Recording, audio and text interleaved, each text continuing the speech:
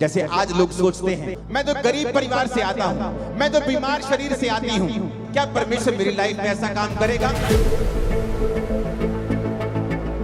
मैं आपको good news देता हूं। मेरा यहोवा परमेश्वर जो 4000 साल पहले ऐसी बातें करता था कि मैंने तुच्छों को, मैंने गरीबों को, मैंने बीमारों को चुन लिया है, वो आज भी ऐसी ही बातें करता है और वो तुम्हें चुनना चाहता है।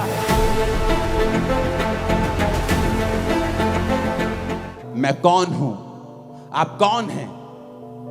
जब परमेश्वर आपको देखता है तो वो किस निगाह से आपको देखता है? क्योंकि जब आप मेरी ओर देख रहे हैं आपको लगता है कि मैं स्पेशल इंसान हूं,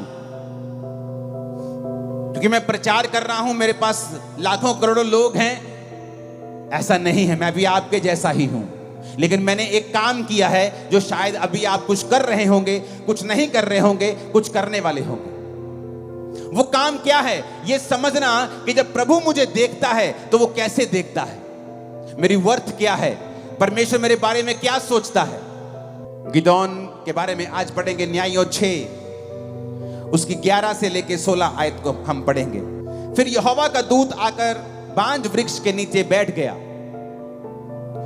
जो ओपरा में एबीएजरी योआश का था, और उसका पुत्र गिदोन एक दाख रस के कुंड में गेहूं इसलिए झाड़ रहा था कि उसे मिधानियों से छिपा के रखे।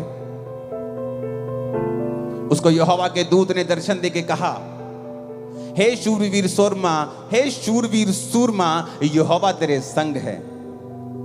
गिदोन ने उससे कहा, हे मेरे प्रभु, विनती सुन, यदि यहोवा मेरे संग होता, हमारे संग होता, तो हम पर यह विपत्ति क्यों पड़ती? जितने आश्चर्य कर्मों का वर्णन हमारे पुरखा ये कहकर करते थे कि क्या यहोवा हमको मिस्र से छुड़ा नहीं लाया, वो कहां रहे?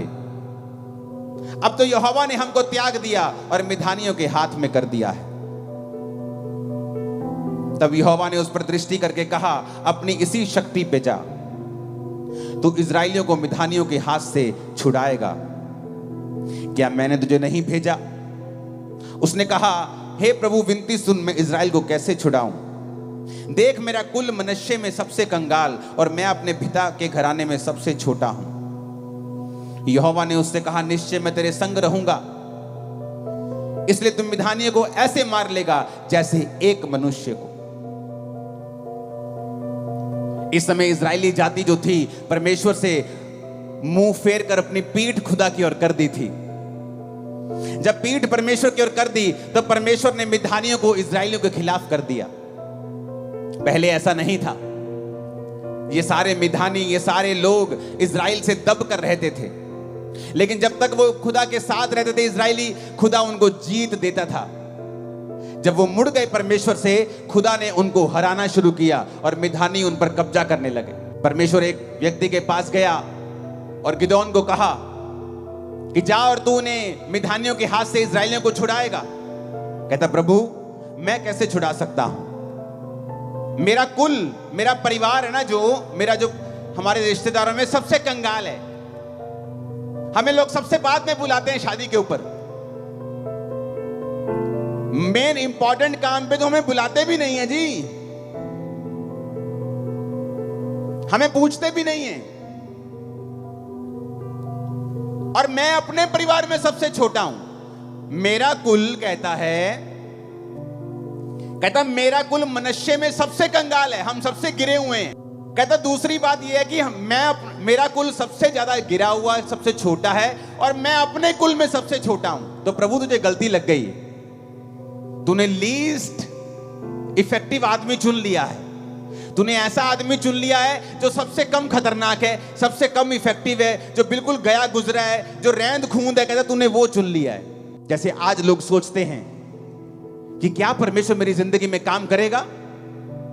मैं तो एक छोटी जाति से आता हूं, मैं तो एक छोटे परिवार से आता हूं, मैं तो गरीब परिवार से आता हूं, मैं तो बीमार शरीर से आती हूं, मैं तो बांझ शरीर से आती हूं, मैं तो गरीब और बिल्कुल छोटे परिवार से आता हूं, मैं तो 3000 रुपए महीने की जॉब करती हूं। क्या परमेश्वर मेरी लाइफ में ऐसा काम करेगा?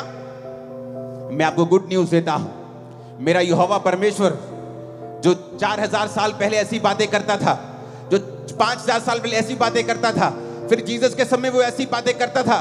पौलुस के समय कहता था कि मैंने तुच्छों को, मैंने गरीबों को, मैंने बीमारों को चुन लिया है। वो आज भी ऐसी ही बातें करता है, वो आज भी ऐसा ही है। गुड न्यूज यही है, वो आज भी ऐसा ही है। वो तुम्हारे फाइनेंस की कंडीशन को चेंज करना चाहता है, तुम्हारे परिवार की स्थिति को बदलना चाहता है। गरीबी के श्राप जो दादाओं परदादाओं से चलते आ रहे हैं, उन्हें तोड़ना चाहता है। बोलोगे वो कैसे टूटेंगे? अगर आप परमेश्वर की ओर मुड़ जाएंगे। दाऊद ऐसे परिवार से था जो बिल्कुल ही आम परिवार था। मैं आपको बताना चाहता हूं, दाऊद परमेश्वर से कोई स्वर्ग से चुना हुआ व्यक्ति नहीं था।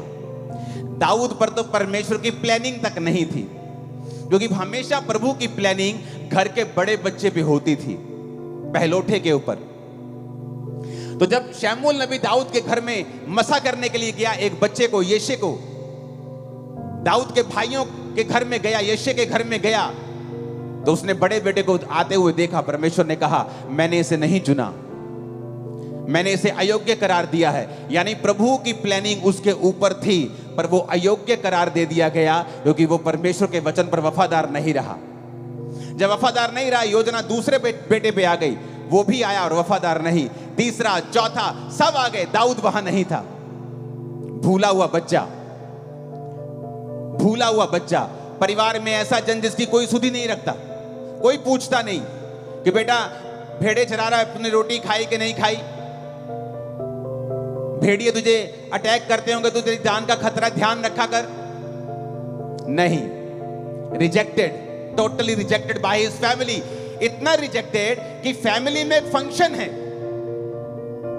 पुराने समय में जब नबी किसी के घर जाया करते थे तो लोगों की टांगे कांपती थी कि या तो ये बड़ा तगड़ा कोई बड़ा समाचार पॉजिटिव लेके आया है, और या ये बड़ा नेगेटिव लेके आया। बीच में काम में तो ये नहीं आया, ये खाने पीने तो कुछ नहीं आया कि बहन जी कितना ठीक ठाक हो, ये पूछने के लिए तो नहीं आया ये। तो उनको डर रहता था कि शमूएल नबी क्यों आया है। इतना इंपॉर्टेंट काम घर में हो और आप अपने बच्चे को कैसे भूल सकते हो? क्योंकि वो आपकी फैमिली में कोई वर्थ नहीं रखता, इसलिए आप उसे भूल गए। उसकी कोई वैल्यू नहीं है, इसलिए आप उसे भूल गए। कहता एक रह गया, भेड़ बकरी को चराता है, उसे भूल गए हम। कहता उसे लेके आओ। जब वो आया तो मसा किया गया, रिजेक्टेड आदमी मसा कर दिया गया इजराइल का राजा होने के लिए। एक ऐसा सरप्राइज आपकी वेट कर रहा है जब आप परमेश्वर से वफादार रहेंगे कि आपके एनिमीज, आपके रिश्तेदार, आपके लोग सब आंखें खुली और मुंह खुला रह जाएगा जो होने वाला है। उसके लिए आपको प्रभु की ओर मुड़ना होगा। दाऊद वफादार रहा, भेड़े चराते भी वफादार था, नहीं कंप्लेंट की परमेश्वर को कि प्रभु मुझे क्या फायदा तुझे मानने का, मेरे भाई तो ऐश करते हैं, तेरी पवित्रता में रहने का क्या फायदा, दूसरे तो ऐश करते और राजा की सेना में भी हैं, उनके ऊपर तो बरकत भी ज्यादा है। चट्टान पर घर बनाना आसान नहीं है। आप चट्टान के ऊपर घर बनाते हैं, आपको समय लगता है, पसीना आता है, एफर्ट लगता है, पैसा लगता है, ज्यादा टाइम लगता है, लेकिन जब वो बन जाता है वो गिरता नहीं है। दाऊद का घर जो था वो वचन के ऊपर बना था। आप इजराइल में बहुत कम राजा ऐसा देखेंगे कि जो अपने बुढ़ापे तक अपनी गद्दी पे बैठे रहे और कोई मार के उन्हें उठा नहीं पाया। दाऊद को कोई गद्दी से मार के उठा नहीं पाया, बल्कि वो बूढ़ा होके, कमजोर बूढ़ा जब हो गया, तब वो अपनी पूरी उम्र भोग कर परमेश्वर में सोया। जब परमेश्वर आपकी ओर देखता है, उसी गिदोन की तरह देखता है, उसी दाऊद की तरह देखता है, और वो तुम्हें चुनना चाहता है और तुम्हें ऊंचा करना चाहता है। आमीन, ऊंचे वाला चाहिए चर्च।